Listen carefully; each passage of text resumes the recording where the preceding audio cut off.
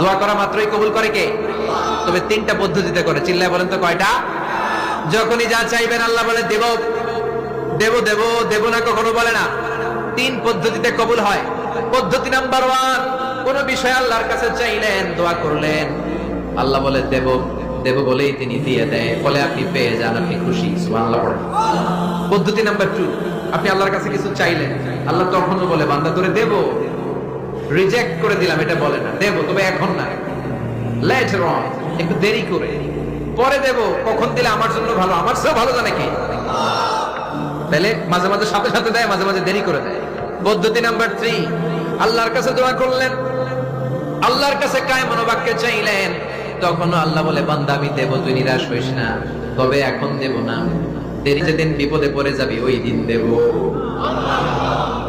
যেদিন পিতা সন্তানকে চিনে না, সন্তান পিতারে চিনে